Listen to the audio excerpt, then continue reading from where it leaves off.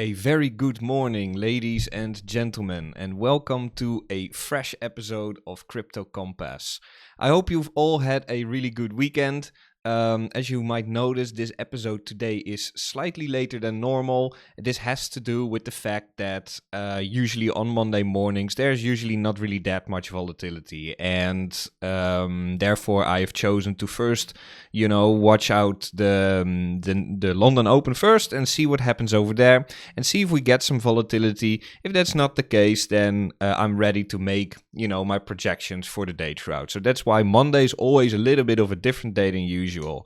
Regardless of that, I'm going to give you once again an update on what I'm looking for on the chart on Bitcoin specifically for the day to come, with the goal of educating you as best as I can possibly can. So let's just dive straight into it, shall we? Over the weekend, price action has been fairly quiet. We had some liquidity runs to the upside and to the downside on Friday. By the end of day, pretty much, at least from myself.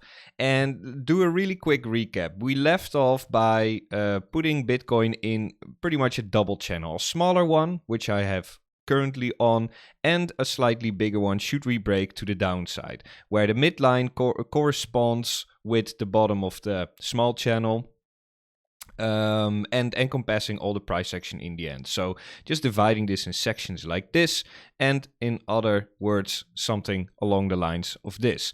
Now, the big channel I'm going to remove. We've already talked about many times now that trade the range until it breaks, really. And that is exactly pretty much what I've done, really. We have given just a few more opportunities by tapping this low again, and this morning where... This morning we seemingly broken out of this channel and then came back into it, consolidating underneath it.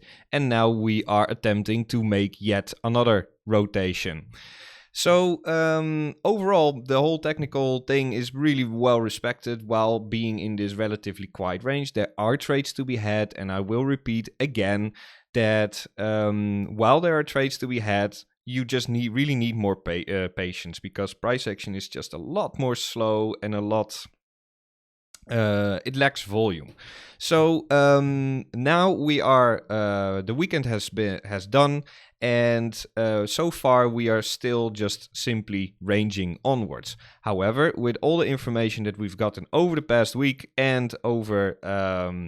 more specifically over the weekend, really, over the last 4 or 5 days, we can now also start to really subdivide it once again, where we have that midline of the channel and that bottom of the channel again, pretty much our intraday range.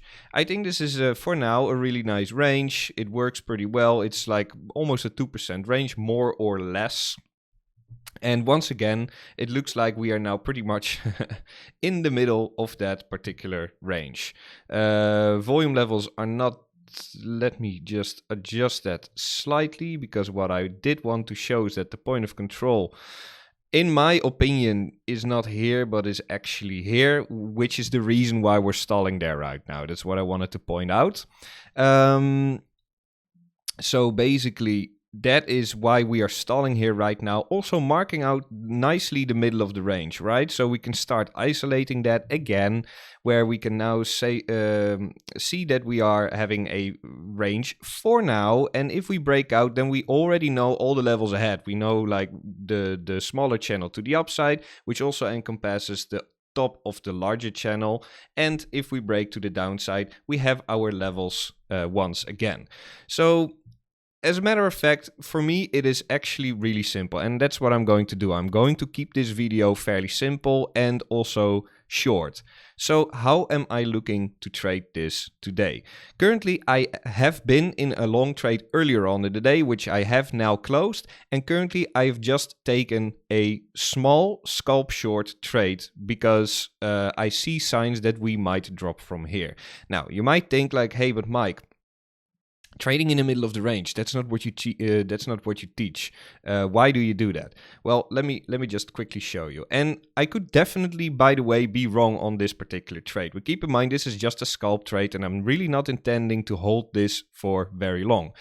Maybe during this video I even get stopped out. We'll see. Anyway, my reasoning behind it is ultimately, if I just look at the bigger context overall, right? Because it's Monday. Let's just reset for a second. Overall, going sideways, right? Sideways, sideways, sideways. Market is very range bound. But within that range, we are now having local confirmed bearish market structure. And right now, nothing of that has been reclaimed. So it is really hard to say if we are going to get that rotation for the upside, if the price has the strength to reverse and change that market structure.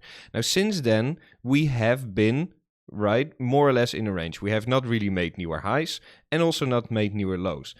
However, if you zoom in, then from that latest high that we have put in that local range, you can see that we are, at the moment, having potentially a lower high once again. Not yet a lower low though, right? So from this point on, really range bound as well. And that brings us to the current price action where we are at currently, which is in that in this box, we coming from that high, we do have bearish market structure. Right? Now, coming up into resistance, not only because this is the middle of the range, but it is also based off of market structure. Hence the reason why I've taken a short, because this is the most important level to be reclaimed, where we could say like, okay, I'm looking for a full rotation to the top of the range, albeit in this particular scenario, it's not really that much extra distance, but for me, worth a scalp trade. And on top of that, there is also definitely some absorption going on right now. We see people getting aggressive on the longs, price simply failing to keep on traveling higher. That's the reason why I'm currently in a short, and I'm aware that this is a trade in the middle of the range, and therefore I have adjusted my risk management, and my invalidation is based more on market structure and the signs that I'm seeing rather than this range. Right? So that's a little bit of an exception where I'm not particularly trading the range, but I'm really trading the local price action. Just wanted to mention that out there. Yeah, so let me know if you like this kind of content. Then I can talk more about it in the future. But going back to the range, and that's more suited for day trading. What do I want to see? Being in the middle of a range for a day trade is not really the best place to be. So what I'm going to look for is either, once again, I'm going to look for another drop to the downside, although I do think that we have tested these lows many times now. Also, if we start dropping from this midline of the range and do not make a full rotation, I would say that actually emphasizes further weakness in price, and I pretty much expect lower prices. Therefore, if that scenario happens, I'm going to be very careful on the long trades today. As long as that does not happen, let's say we do make a full rotation to the upside, preferably I would like to see these highs taken out locally. And the reason for that is we do have some untapped levels, some volume levels that are pretty much left over. And we have that really to the upside and to the downside at the same time. Let me simplify the chart where you can see that. We have these little yellow things sticking out. We have this one just slightly above the high that we've been put in our local range, which is over here, just above that. So that's a level that I really want to see tapped, right, and get rejected from, which could give me a potential really nice short trade. And the same goes for the downside, where we also have another yellow line coming out from there. So in the end, those are really the levels that I'm looking for, really. This is now 4 or 5 days ago. Right, so we are talking about this low. And I'm aware that this is now fairly outside of the range.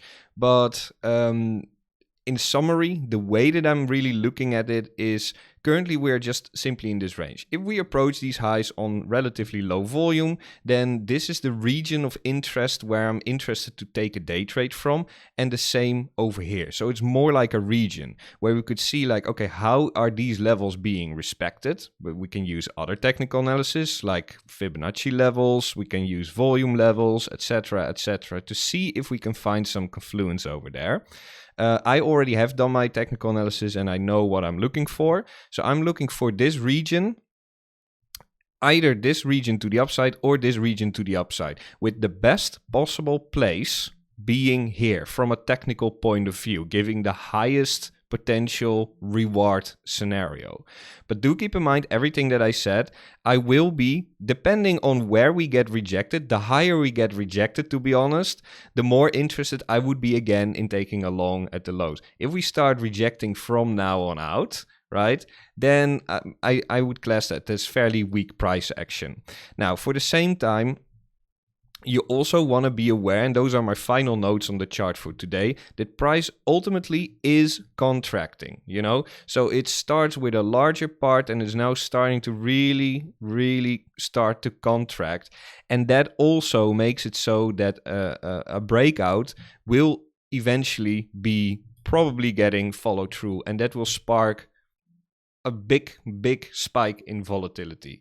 So with that in mind, I would strongly recommend, and keep in mind this is not financial advice, I would recommend keeping your risk management in check. Everything is very tradable. It is very well respected with the technicals and all that.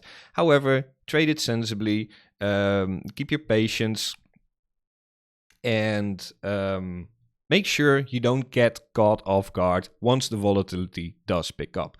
Final words here, and to be continued tomorrow. Have a really good day, guys. Cheers.